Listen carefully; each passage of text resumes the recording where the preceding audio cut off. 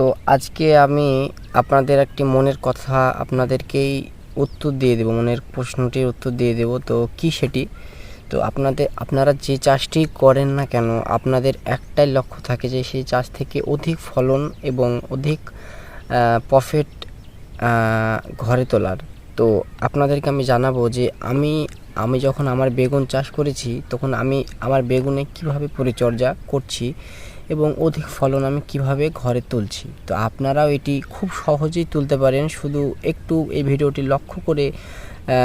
লক্ষ্য করবেন। এই ভিডিওতে আমি যে কথাগুলি বলবো এবং সেগুলি নোট করতে থাকবেন, ঠিক আছে? তো আমি বেশি কথা না বলে আপনাদের ডাইরেক্ট আমি পয়েন্টে নিয়ে আসি। তো আমি আজ এসেছি আমার বেগুনের জমিতে।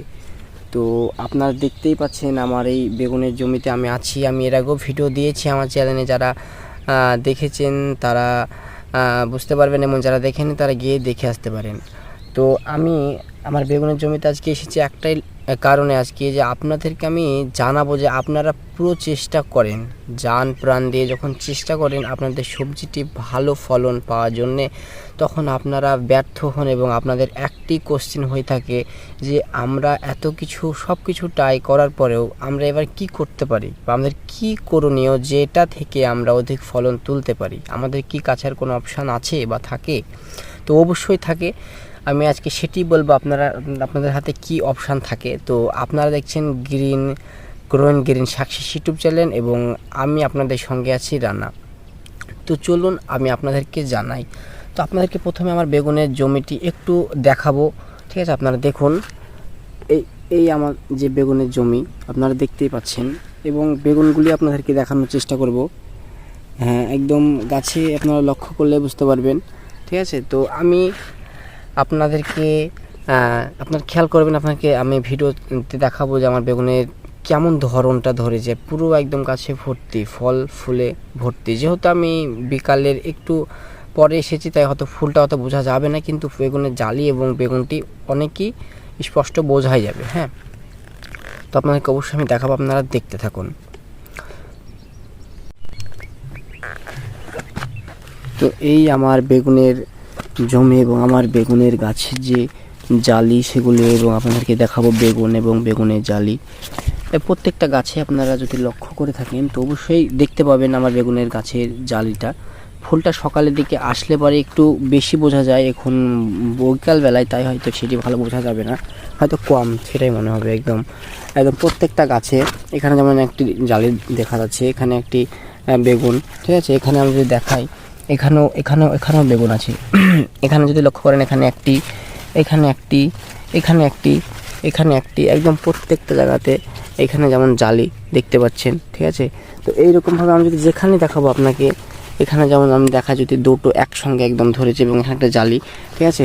এবং প্রত্যেকটা জায়গাতে একই অবস্থা। প্রত্যেকটা জায়গায় আপনাকে যেখানে দেখাবো প্রত্যেকটা গাছে যদি আপনি লক্ষ্য করেন, তো প্রত্যেকটা জায়গায় একদম আপনারা জালি এবং ফল দুটোই দেখতে পাবেন। এখানে যদি দেখাই সব প্রত্যেকটা জায়গাতে আপনারা লক্ষ্য করুন একটু এবং আপনারা দেখতে থাকুন। তো আপনাদেরকে আমি দেখানোর চেষ্টা করব আমার পুরোপুরি যে আপনারা এইভাবে ফলন আপনারা অতি সহজেই আপনারা ঘরে তুলতে পারেন অধিক ফলন। তো এবার দেখুন আমি আপনাদেরকে দেখাই প্রত্যেকটা জায়গাতে, যেখানে যেখানে আপনাদেরকে দেখাচ্ছি প্রত্যেকটা জায়গায় একই অবস্থা। এখানে যদি দেখাই এখানে একদম ফোকা এখানে যদি দেখাই একদম এখানে দেখানোর চেষ্টা করব, এখানেও আছে। এখানে বন্ধুরা আপনারা এইভাবে ফলন তুলতে পারবেন, ঠিক আছে? আপনারা ফলন তুলতেই পারবেন সহজে।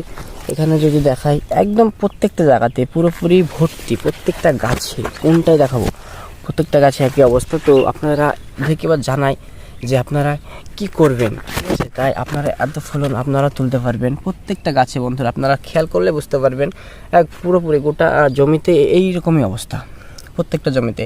তো আমিও সহজে এটি পেয়েছিলাম না, একটু খাটাখাটনি করার পরে আমি এটা পেয়েছি, আমি এই ফলনটা তুলতে পেরেছি। তো আপনাদেরকে সেটি আমি জানাবো এবং আপনারা খুব সহজেই সেটি ট্রাই করবেন এবং আপনারা খুব সহজেই ফলনটা আপনার ঘরে তুলতে পারবেন। তো চলুন এবার জানাই আপনাদেরকে আপনারা কি করবেন।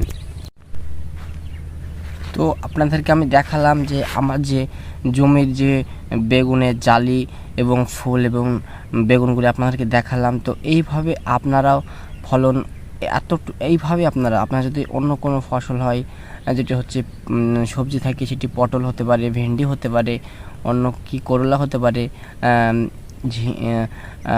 সেটি হতে পারে ঝিঙে হতে পারে, অন্যান্য যে কোনো সবজিতেও আপনারা এইভাবে অধিক ফলন তুলতে পারবেন। তো সেটির জন্য আমি যেটি করেছি সেটি হলো আপনাকে প্রথমে যেটি বলবো সেটি হচ্ছে সার ব্যবস্থাপনা, যেটি আমি একটি ভিডিও দিয়েছি আমার চ্যানেলে, সেটি আপনারা অবশ্যই গিয়ে দেখে আসবেন।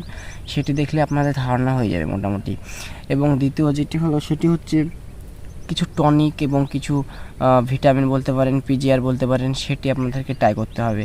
তো সেটি আপনারা জানেন, অনেকেই জানেন যে এটি ট্রাই করলে পারে কাজ হয়, কিন্তু পারফেক্ট আপনারা কেউ জানেন না যে কোনটাতে ভালো কাজ হয়। তো আপনাদেরকে একটি আমি রিকমেন্ড করব, সেটি হচ্ছে বায়োভিটা এক্স। তো আপনাদেরকে স্ক্রিনে আমি দেখিয়ে দেবো ফটোটি।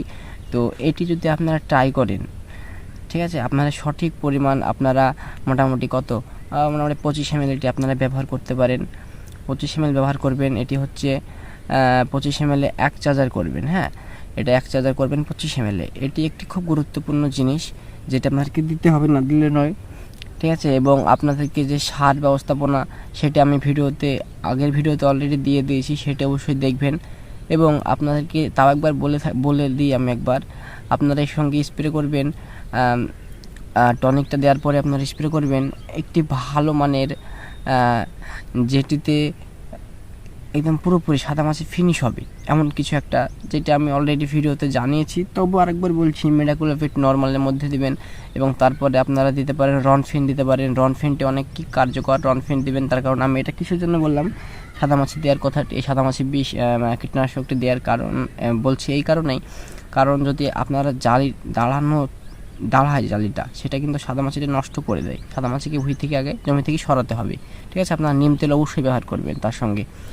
এবং সেগুলো দেওয়ার পরে আপনারা ট্রাই করবেন। এবং আমি যেটা বললাম সেটা অবশ্যই আপনারা ভালোভাবে এগুলোকে ফলো করবেন, ঠিক আছে। তারপরে আপনারা দেখবেন এই ফলন, আপনারা জাদুটি বুঝতে পারবেন। তো ঠিক আছে, তো বন্ধুরা আজকের ভিডিওটি এতটুকুই ছিল। তো ভালো থাকবেন, সুস্থ থাকবেন, এবং ভিডিওটি পুরোপুরি দেখার জন্য অসংখ্য ধন্যবাদ। চ্যানেলটিকে ফলো করে রাখবেন। নেক্সট কোনো ভিডিওতে দেখা হচ্ছে। ভিডিওটি পুরোপুরি দেখার জন্য অসংখ্য ধন্যবাদ। ভালো থাকবেন, সুস্থ থাকবেন।